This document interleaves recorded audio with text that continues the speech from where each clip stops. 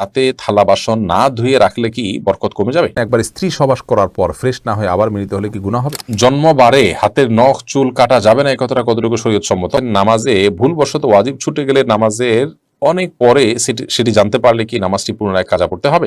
টয়লেটে থাকা অবস্থায় যদি আজান শুরু হয় তখন কি আজান উত্তর দিতে পারি? নারীরা উচ্চ আওয়াজে কোরআন তেলাওয়াত করতে পারবেন কি না? স্বামী অক্ষম হলে স্ত্রী করণীয় কি? চিকিৎসার পরও স্বামী সুস্থ হয়নি, পরামর্শ কাম্য। নামাজের ছোট সূরা আগে এবং বড় সূরা পরে পড়া যাবে কি না? নাপাক অবস্থায় শরীরের ঘাম পোশাকে লাগলে কি পোশাক নাপাক হয়ে যাবে? সংসার জীবনে স্ত্রীর সাথে ঝগড়া বিবাদ লেগেই থাকে, কি করতে পারি?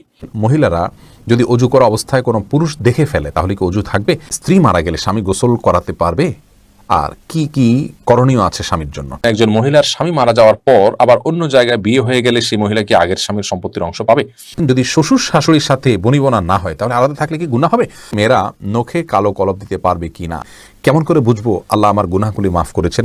মাঝে মাঝে প্রস্রাবের পর পিচ্ছিল তরল জাতীয় কিছু গেলে কি শরীর বা কাপড় নাপাক হবে? মেয়েদের কি পশু পাখি জবাই করা জায়েজ আছে? হাতে তালি দেওয়া কি জায়েজ আছে? অনেকে বলে হারাম, এটা ইসলামের বিধান কি? বাচ্চাদের প্রস্রাবের ফোঁটা মেঝেতে পড়লে যদি তা নিজে নিজে শুকিয়ে যায় তবে কি তাদের নামাজ পড়া যাবে? বাজনা ছাড়া নুপুর পড়া যাবে কিনা?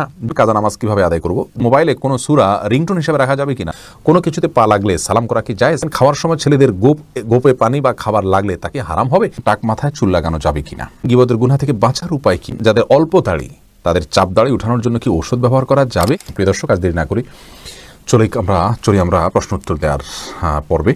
মহিবুর রহমান প্রান্ত, আপনি জানতে চেয়েছেন নামাজের ছোট সূরা আগে এবং বড় সূরা পরে পড়া যাবে কি না? ভাই মহিবুর রহমান প্রান্ত, এভাবে নামাজ পড়লে নামাজ হয়ে যাবে। যেমন সূরা ফাতিহা পাঠ করার পর আপনি সূরা কাউসার পাঠ করলেন, এরপরে সূরায় আপনি ফালাক পাঠ করলেন, অথবা শুরুতে আপনি সূরা ইখলাস পাঠ করলেন, এরপরে সূরা ওয়াইলুল লিকুল্লি পড়লেন। তাহলে সেক্ষেত্রে প্রথম রাকাতে ছোট সূরা, বড় রাকাতে বড় সূরা পড়লেন, এভাবে নামাজ পড়লে নামাজ হয়ে যাবে, টেনশনের কোনো কারণ নেই। তবে এইভাবে নামাজ পড়লে নামাজটা সুন্দর হলো না, এটা যথার্থ হলো না, সুন্নাহসম্মত উপায় হলো না। সুন্নাহ হলো প্রথম রাকাত অপেক্ষা দ্বিতীয় রাকাত একটু ছোট হবে, এবং এভাবে আপনার এই পদ্ধতিতে আমাদেরকে সালাত আদায় করতে হবে, এটা হলো সুন্নাহ। এটার ব্যত্যয় করলে নামাজ হয়ে যাবে, বাট ইচ্ছাকৃতভাবে এরকম ব্যত্যয় করা উচিত নয়। রাসূল করিম সাল্লাল্লাহু আলাইহি ওয়াসাল্লাম বিভিন্ন হাদিস থেকে দ্বারা বর্ণিত হয়েছে যে তিনি সালাতের প্রথম রাকাতের কেরাত যতটুকু দীর্ঘ করতেন তৃতীয় রাকাতের কেরাতকে তার চাইতে একটু কম দীর্ঘ করতেন। অতএব সেটা মেনে আমাদের সালাত আদায় করতে পারলে ভালো এবং সুন্নাহসম্মত হবে ইনশাআল্লাহ বিইذনিল্লাহ। আমরা নিশ্চয়ই চাইব আমাদের সালাতটা সুন্দর হোক। আল্লাহ তাআলা কোরআনে বলেছেন সালাতকে কায়েম করতে, অর্থাৎ যথাযথভাবে সুন্দরভাবে করতে। যার সালাত যত সুন্দর তার ঈমান, তার তাকওয়া তত সুন্দর। অতএব সুন্নাহসম্মতভাবে করার চেষ্টা করব ইনশাআল্লাহ, ব্যতিক্রম হলে নামাজ হয়ে যাবে। ভাই রাশেদুল ইসলাম রুবেল, আপনি জানতে চেয়েছেন টাক মাথায় চুল লাগানো যাবে কিনা, এ ব্যাপারে ইসলামের কোনো বিধিনিষেধ আছে কিনা? ভাই রাশেদ, টাক মাথায় আলগা চুল লাগানোর ব্যাপারটি একজন স্বাভাবিক অবস্থায় একজন মানুষের জন্য জায়েজ নাই, কারণ আল্লাহ রাব্বুল আলামিন বলেছেন লা তাবদীলা লিখালকিল্লাহ, আল্লাহর সৃষ্টিতে কোনো প্রকার পরিবর্তন করা চলে না। এখন কারো চুল পড়ে গেছে, তিনি আলগা চুল লাগিয়েছেন, এটা এক ধরনের প্রতারণার মতো। যেমনিভাবে চুল সাদা হয়ে গেলে সেটাকে কালো করার যে একটা প্রবণতা, নিজের বয়স লুকোনোর চেষ্টা, অথবা বয়স ছাড়াও অনেক সময় সাদা হয়ে থাকে, তো এই যে নিজের অবস্থার পরিবর্তন করার চেষ্টা, এই জিনিসটাকে ইসলাম ভালোভাবে দেখে না।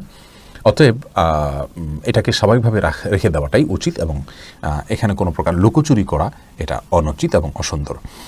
সাইদ জায়েদ, জোনায়েদ, আপনি জানতে চেয়েছেন যাদের অল্প দাড়ি তাদের চাপ দাড়ি উঠানোর জন্য কি ঔষধ ব্যবহার করা যাবে?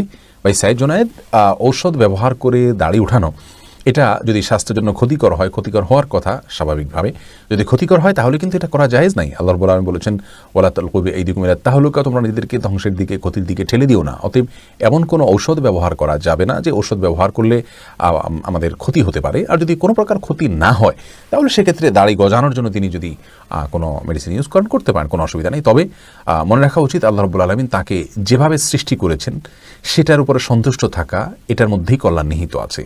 চাপদাড়ি বা গালভর্তি দাড়ি হলে অনেক সুন্দর দেখা যাবে, সন্দেহ নাই, কিন্তু আল্লাহ রাব্বুল আলামিন আমাকে যেভাবে সৃষ্টি করেছেন, আল্লাহর এই ফয়সালায় সন্তুষ্ট হয়ে যাওয়া, এটার ভিতরেও কিন্তু এক ধরনের তৃপ্তি আছে, এর মধ্যে এক ধরনের শান্তি আছে। এই জন্য এই ধরনের পথগুলো অবলম্বন না করা ভালো। কিন্তু যদি স্বাস্থ্যের জন্য ক্ষতিকর কিছু না হয় তাহলে করতে পারেন, কোনো নিষেধাজ্ঞা নেই। তামান্না ইসলাম সেতু, আপনি জানতে চেয়েছেন মেয়েদের কি পশু পাখি জবাই করা জায়েজ আছে? বোন, অবশ্যই জায়েজ আছে। মুরগি, হাঁস, এই জাতীয় পশু পাখি, গরু, এগুলো জবাই করার ক্ষেত্রে অনেক উদাহরণ আমাদের সমাজে আছে। যেমন ভাই বোন দুজন মিলে একসাথে গরু জবাই করতে পারবেন না শেয়ারে, তারপরে আপনার মেয়েরা গরু বা ছাগল বা কোনো পশু জবাই করতে পারবেন না, গোসল ফরজ অবস্থায় গরু ছাগল জবাই করা যাবে না, স্বামী স্ত্রী একজন ধরবেন একজন জবাই করবেন এভাবে করা যাবে না, এরকম নানাবিধ কথা আমাদের সমাজে প্রচলিত আছে। এগুলো সবগুলো ভ্রান্ত ধারণা। ছেলেরা যেমন জবাই করতে পারবেন, মেয়েরাও কিন্তু সেভাবে আপনার জবাই করতে পারবেন, কোনো অসুবিধা নেই।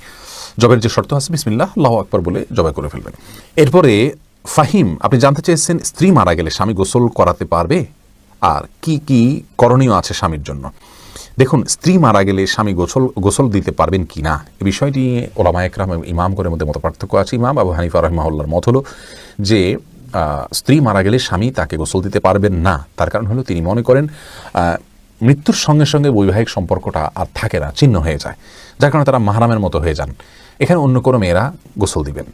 যদিও অন্য ইমামদের অনেকেরই মত হলো যে না, বৈবাহিক সম্পর্ক মৃত্যুর মাধ্যমে ভেঙে যায় না, বরং বৈবাহিক সম্পর্ক তালাক না দিলে সেটি কিয়ামত পর্যন্ত বরং চিরকালের জন্য অনন্তসীম কালের জন্য এই সম্পর্কটা হয়ে যায়। যার কারণে তাদের দৃষ্টিকোণ হলো যে স্বামী তার স্ত্রীকে গোসল দিতে পারবেন, স্ত্রী তার স্বামীকে গোসল দিতে পারবেন।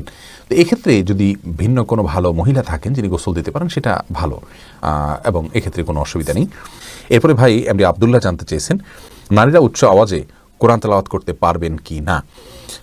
ভাই আবদুল্লাহ, নারীরা উচ্চ আওয়াজে কোরআন তেলাওয়াত করতে পারবেন, তবে সেটি পরপুরুষের কান পর্যন্ত যেন না পৌঁছে সে ব্যাপারে চেষ্টা করতে হবে। নিজের বাসায় করতে পারেন, নিজের ঠিকানায় করতে পারেন। নিজের ঠিকানায় যদি বাসায় যদি দেবর থাকেন, অন্য কেউ থাকেন, তাহলে তাদের কান পর্যন্ত যেন আওয়াজটি না যায় সে ব্যাপারে তাকে সচেতন থাকতে হবে। কারণ কোরআন তেলাওয়াতের ক্ষেত্রে কণ্ঠের মধ্যে কোমলতা সৃষ্টি করতে হয়, সৌন্দর্য সৃষ্টি করে তেলাওয়াত করা হলো তেলাওয়াতের আদব। আর সে আদব রক্ষা করতে গিয়ে যেন তিনি কোমল কণ্ঠে সুন্দর কণ্ঠে পড়তে যাবেন, সেটি পরপুরুষের মনের মধ্যে বাজে চিন্তা আসার কারণ হতে পারে। সেই জায়গা থেকে তিনি জোরে পড়বেন, যদি একাকী থাকেন বা কেউ না শুনে, আর যদি কেউ শোনার মতো থাকে তাহলে তার কান পর্যন্ত যেন না যায় সেভাবে তিনি তেলাওয়াত করবেন ইনশাআল্লাহ তাআলা। এরপরে এমডি মনিরুল ইসলাম জানতেছেন গীবতের গুনাহ থেকে বাঁচার উপায় কি। ভাই মনিরুল ইসলাম, গীবতের গুনাহ অত্যন্ত জঘন্য গুনাহ, বান্দার হক খুবই জঘন্য গুনাহ। আর এটা আমাদের কাছে ঘি ভাতের মতো হয়ে গেছে। সকাল বিকাল দুপুর দিন রাত, বাসায় অফিসে রাস্তায় ঘাটে পরিচিত অপরিচিত সবার সঙ্গে আমরা অহরহ গীবত করে বেড়াচ্ছি। এটা মহামারী হয়ে গেছে। চোখের গুনাহ আর মুখ দ্বারা গীবতের গুনাহ, এগুলো আমরা সবচেয়ে পরিমাণে বেশি করি। আল্লাহ তাআলা আমাদেরকে হেফাজত করুন। এই গুনাহ থেকে বাঁচার উপায় হলো যে ব্যক্তির সঙ্গে গেলে গীবত হয় তার সঙ্গ থেকে যথাসম্ভব দূরে থাকার চেষ্টা করা, হয়ে গেলে আল্লাহর কাছে লজ্জিত হয়ে মাপ চাওয়া। যে ব্যক্তির গীবত করে ফেলেছেন তার জন্য দোয়া করবেন আল্লাহুম্মা গফির লাহু ওয়ারহামহু, নিজের ভাষায় দোয়া করবেন আল্লাহ তার জন্য আপনি তাকে ক্ষমা করে দিন, তাকে আপনি মাফ করে দিন। অর্থাৎ যার গীবত করে ফেলেছি, আল্লাহ তার প্রতি আমি অবিচার করে ফেলেছি, সেই জায়গা থেকে তার জন্য আপনি ক্ষমা চাইবেন ইনশাআল্লাহ বিনিল্লাহ, সেটাই আপনার জন্য যথেষ্ট হবে। এরপরে আফরিন সুলতান জান্নাত আপনি জানতে চেয়েছেন বাজনা ছাড়া নূপুর পরা যাবে কি না। জীবন আপনি নূপুর পড়তে পারেন যদি সেটাতে বাজনা না থাকে এবং বাহিরে আপনি যখন পড়ে যাবেন সেটা আপনার পায়ে থাকতে পারে, কোনো অসুবিধা নেই। সাহাবায়ে কেরামের মধ্যে থেকে অনেকে নূপুর পড়েছেন, অনেক মহিলা সাহাবীরা নূপুর পড়েছেন, এরকমটি হাদিস দ্বারা স্পষ্টভাবে আমরা জানতে পারি। মাহফুজ মুন্না আপনি জানতে চেয়েছেন খাওয়ার সময় ছেলেদের গোপে পানি বা খাবার লাগলে তাকে হারাম হবে না। এমন কোনো কথা নেই, গোপে পানি বা খাবার লাগলে হারাম হয়ে যাবে, এটা জায়েজ নেই। রবিউল ইসলাম জানতে চেয়েছেন কোনো কিছুতে পা লাগলে সালাম করা কি জায়েজ? না ভাই, কোনো কিছুতে পাও লাগলে সেখানে হাত দিয়ে সালাম করতে হবে। হাত দিয়ে যদি সালাম হয় না, পা ছুঁয়ে এটাকে সম্মান করতে কোনো কথা নেই। কিন্তু আমাদের সমাজে যেহেতু পাও লাগাটাকে অসম্মান মনে করা হয়, এটা ওরফ, আর ওরফের একটা এতেবার এবং গ্রহণযোগ্যতা ইসলামী শরীয়তে আছে, যার কারণে কারোর গায়ে পাও লাগলে সেটা লাথি দেওয়ার সাথে কিছুটা সাদৃশ্যপূর্ণ হওয়ার কারণে আমাদের সমাজে এটাকে দূষণীয় মনে করে। এরাবেনরা দূষণীয় মনে করে না, তাদের জন্য পাও লাগলেও এটাকে কিছু মনে করে না।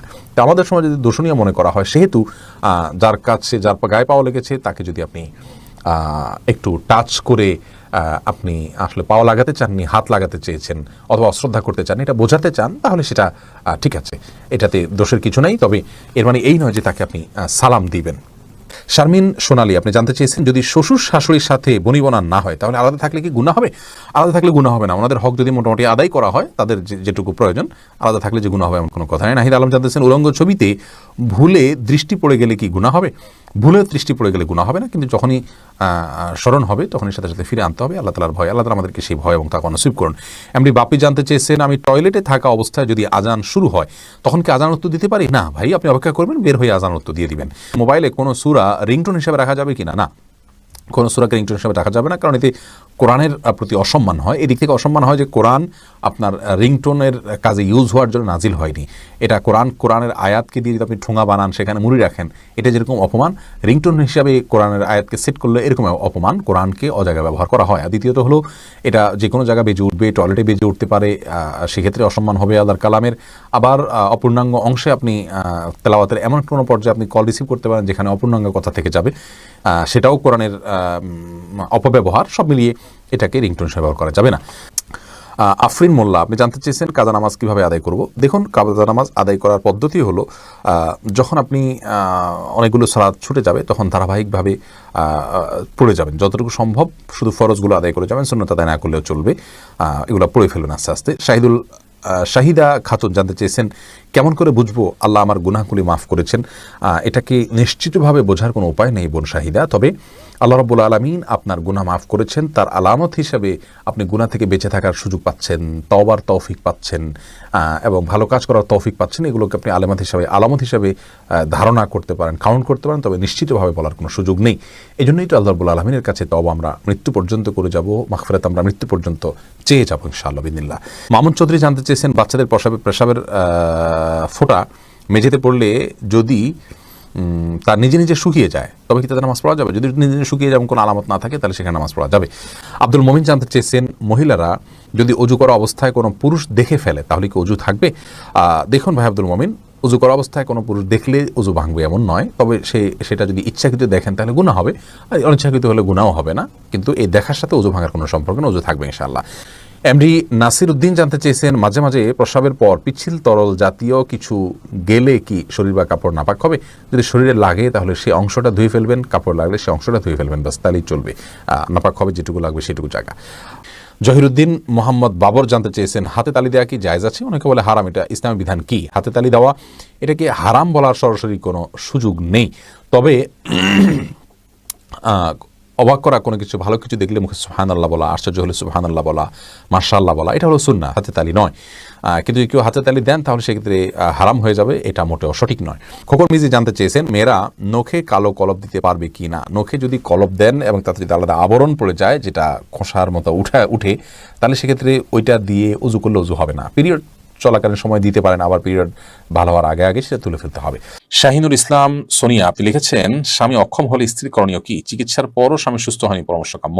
স্বামী অক্ষম, এই অক্ষমতার ডেফিনেশন কি, তিনি কতটা অক্ষম, এবং চিকিৎসা হওয়ার পরও তিনি সুস্থ হন নাই, কি ধরনের চিকিৎসা হয়েছে, তার আন্তরিকতা ছিল কিনা, এটা কি প্রকৃত অর্থেই অক্ষমতার সংজ্ঞায় পড়ে কিনা, নাকি স্বামী স্ত্রী নিজেদের মধ্যে ভুল বুঝাবুঝি হলে শুধুমাত্র একজন অন্যজন থেকে নিষ্কৃতি পাওয়ার জন্য এটা একটা উসিলা মাত্র, বাহানা মাত্র, অথবা আপনার এখানে অন্য কোনো ফাঁক ফোকর আদৌ আছে কিনা, এই বিষয়গুলো দেখতে হবে।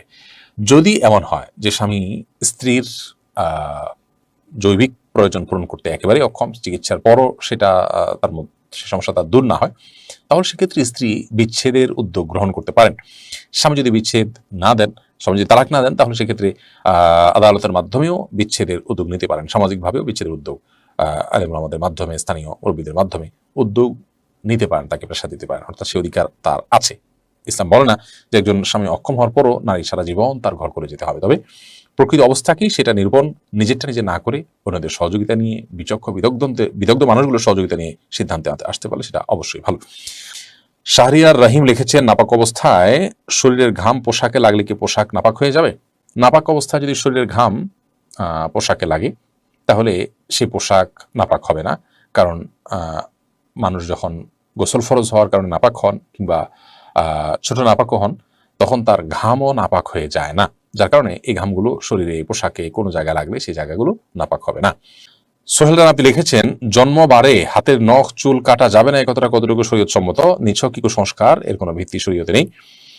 যে বারে জন্মগ্রহণ করেছে ওই বারে চুল কাটা যাবে না, এটা কোনো ভিত্তি নেই। যে কোনো দিনই চুল বা নখ কাটা যেতে পারে। এমডি ইরফান মুহিত, আপনি লিখেছেন, নামাজে ভুলবশত ওয়াজিব ছুটে গেলে নামাজের অনেক পরে সেটি জানতে পারলে কি নামাজটি পুনরায় কাজা পড়তে হবে? নামাজে ভুলবশত ওয়াজিব যদি ছুটে যায় তাহলে নামাজের অনেক পরে আপনি সেটি জানতে পারলেন, তাহলে অবশ্যই সেটিকে আপনি কাজা করবেন। কারণ হলো ওয়াজিব ছুটে গেলে সে নামাজটা অপূর্ণ থেকে যায়, বিধায় পরবর্তীতে মনে হলে আপনি সেই নামাজটি আবার পড়ে দিবেন।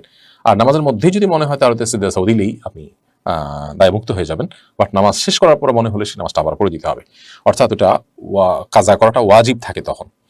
আব্দুল হামিদ রিপন জানতে চেয়েছেন, একবার স্ত্রী সবাস করার পর ফ্রেশ না হয়ে আবার মিলিত হলে কি গুনাহ হবে? কোনো গুনাহ হবে না, তবে মাঝে যদি অজু করে নেওয়া যায় তাহলে সেটা সুন্নাত আদায় হবে, আর না করলেও গুনাহ হবে না। আব্দুল্লাহ সোহাগ লিখেছেন, ফজরের নামাজ পড়ে আমি ঘুমিয়ে পড়ি, এতে কি আমি গুনাহগার হব? ফজরের সালাত আদায় করার পর যদি আপনি ঘুমিয়ে পড়েন তো এতে আপনার বড় কোনো গুনাহ হবে না, কারণ এতে কোনো হারাম কাজ আপনি করছেন না, কিন্তু একটা অনুত্তম কাজ করছেন। গুনাহ শব্দের অর্থ ক্ষতি, সে অর্থে ক্ষতি তো হবেই, কিন্তু ক্ষতিটা ওরকম বড় ক্ষতি, মোটা দায় ক্ষতি, কোনো কবিরা গুনাহ নয়। যদি এমন হয় যে আপনি রাতে ডিউটি করেছেন, গভীর রাতে আপনাকে ঘুমাতে হয়েছে কোনো কারণে, বাধ্য হয়ে আপনি সকালে ঘুমিয়েছেন, তাহলে সেক্ষেত্রে ইনশাআল্লাহ কোনো প্রকার গুনাহই হবে না, কারণ এটা শরীয়ত নিষিদ্ধ কোনো কাজ আপনি করেছেন ব্যাপারে সেরকম না। অনেক ফুকাহা একরাম এটাকে নিষেধ করেছেন, এটা স্বাস্থ্যের জন্য ক্ষতিকর। নবী সাল্লাল্লাহু আলাইহি ওয়াসাল্লাম এই টাইমে তাসবিহ তিলাওয়াত করতে পছন্দ করতেন। আল্লাহ কোরআনে কারিমে বিভিন্ন জায়গায় বলেছেন ওয়াসাবিহু বুকরাতা ওয়া আসীলা, এই জাতীয় কথা আল্লাহ তাআলা বলেছেন। সেখান থেকে বোঝা যায় যে সকাল এবং সন্ধ্যার সময়গুলো ইবাদতের সময়, জিকির আজকারের সময়, তাসবিহ তিলাওয়াতের সময়, এই সময়টা ঘুমের সময় নয়, বিধায় এগুলো থেকে আমাদের বেঁচে থাকা দরকার। এরপরে আতিকা সাফরিন ইয়াডি থেকে আপনি লিখেছেন, একজন মহিলার স্বামী মারা যাওয়ার পর আবার অন্য জায়গায় বিয়ে হয়ে গেলে সেই মহিলা কি আগের স্বামীর সম্পত্তির অংশ পাবে? কোন নারী যদি কোনো জায়গায় বিয়ে হয়, এরপরে যদি স্বামী মারা যান তখন যদি তার স্ত্রী থাকেন, তাহলে সেক্ষেত্রে তিনি অবশ্যই সম্পত্তির ভাগ পাবেন। কিন্তু স্বামী মারা যাওয়ার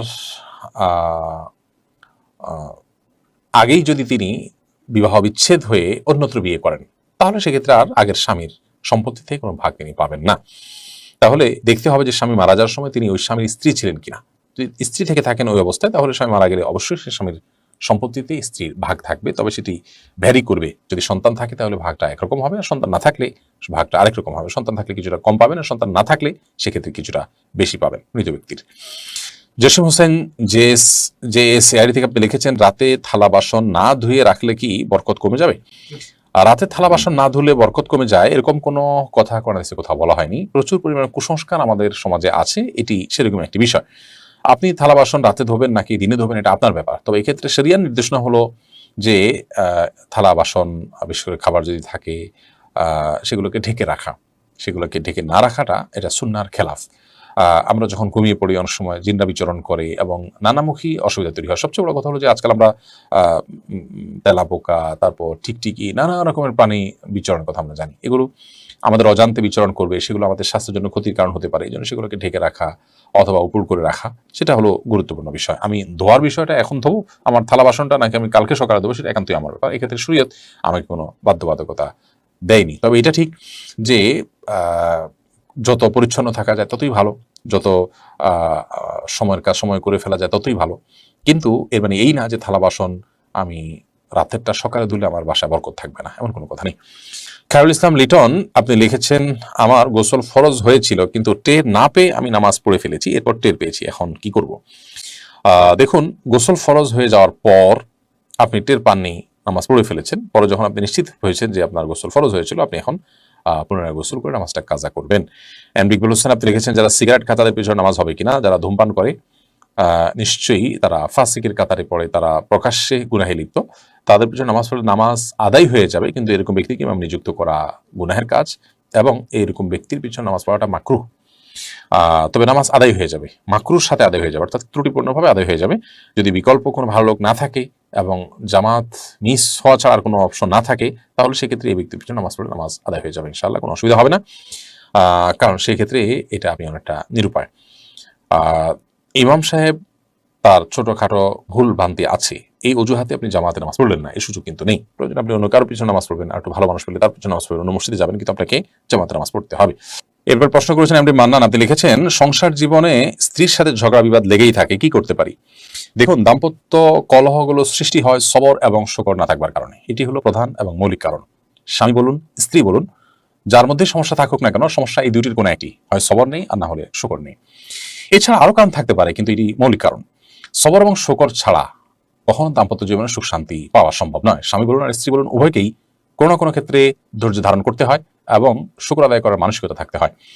আপনি আপনার জীবনসঙ্গীর মধ্যে যে ত্রুটি দেখছেন, সেই ত্রুটি সত্ত্বেও আপনি ধৈর্য ধারণ করবেন, এটি আপনার কর্তব্য। আর এই ত্রুটির পাশাপাশি তার অনেক ভালো গুণ আছে, সেগুলো আপনি দেখবেন, সেটি আপনাকে সুখী করবে, সুখী দাম্পত্য জীবন উপহার দিবে। প্রিয় নবী সাল্লাল্লাহু আলাইহি সাল্লামের সহধর্মিণী উম্মুল মুমিনিন আয়েশা রাদিয়াল্লাহু তাআলা আনহা সম্পর্কে পর্যন্ত তার একটা মানবীয় দুর্বল দিকের কথা হাদিসে উঠে এসেছে, যে তার সবই ভালো ছিল, বয়স কম হওয়ার কারণে অনেক সময় আটা ইত্যাদি খামিরা করে রেখে দিতেন, সেগুলো মুরগি কিংবা ছাগল, গৃহপালিত যে পশু থাকে, মানুষ পালে ঘর বাড়িতে, এরকম কোনো কিছু এসে খেয়ে ফেলতো অনেক সময়, দাওয়াজেন আসছে হাদিসের ভাষায়। তো এখন এটা একটা সমস্যা। এখন এই সমস্যার কারণে নবী করিম সাল্লাল্লাহু আলাইহি ওয়াসাল্লামের সাথে তার কখনো ঝগড়া বিবাদ হয়েছে কিনা, এর উত্তর হলো কখনো এরকম কোনো ইস্যু নবী সাল্লাল্লাহু আলাইহি ওয়াসাল্লামের সাথে তার কখনো বিবাদ, বিতণ্ডা, বশ্যা, ঝগড়া যেটাকে আমরা বলি, কোনোটি হয়নি। তার মানে স্ত্রী হিসেবে মানবিক দুর্বলতা কারো থাকতে পারে, স্বামী হিসাবে কারো দুর্বলতা থাকতে পারে, কারোর স্বামীর বা কারোর স্ত্রীর মধ্যে দুর্বলতার পরিমাণ বেশিও থাকতে পারে, কমও থাকতে পারে, হয়তো অন্য আরেকজন এর মধ্যে এটা নেই, কিন্তু তার মধ্যে আবার অনেক ভালো গুণ নিশ্চয়ই আছে। পৃথিবীতে এমন একটি মানুষ আলাদা সৃষ্টি করেন না যার কোনো ভালো গুণ নেই, কোনো মানুষ এমন নাই যার কোনো ভালো গুণ নেই। আপনি আপনার জীবনসঙ্গীর যদি কোনো ভালো গুণ খুঁজে না পান, সেটা আপনার ত্রুটি। আর কিছু না থাকুক, তার শারীরিক অবয়বটা ভালো আছে, এটাও কি একটা শুকরিয়া আদায় করার জায়গা নয়, যে আমার স্বামী শারীরিকভাবে ফিট আছেন, সুস্থ আছেন। অনেকের স্বামী শারীরিকভাবে ফিট নন, অনেকের স্বামী মানসিক রোগী, আমার স্বামী অ্যাটলিস্ট মানসিক রোগী নন। কত শত বিষয় আমরা খুঁটে খুঁটে বের করতে পারবো যদি আমরা চেষ্টা করি যে আমার জীবনসঙ্গী তার কি ভালো গুণ আছে। তাহলে স্বামী বলুন স্ত্রী বলুন উভয়কেই কাজটি করতে হবে, সবর এবং শকর। এটা ছাড়া দাম্পত্য জীবনের ঝগড়া, বিবাদ, কলহ এগুলো মেটানো সম্ভব নয়। আজকে আমাদের সমাজে যে বিবাহ বিচ্ছেদের হার বেড়ে চলেছে এবং সংসারগুলো ভেঙে খান খান হয়ে যাচ্ছে, এর মূল এবং প্রধান কারণ হলো যে আমরা দিন থেকে দূরে সরে যাচ্ছি। আমাদের মোরালিটি এবং নীতিনৈতিকতা, মূল্যবোধ এগুলো আমাদের থেকে হারিয়ে যাচ্ছে। এগুলো যত বেশি হারাবে, ততই আমাদের দাম্পত্য জীবন কেন সার্বিক জীবনে অশান্তির ছায়া নেমে আসবে। বিধায় আল্লাহর দিকে আমাদেরকে ফিরে আসতে হবে এবং সবর এবং শকরের চর্চা বাড়াতে হবে।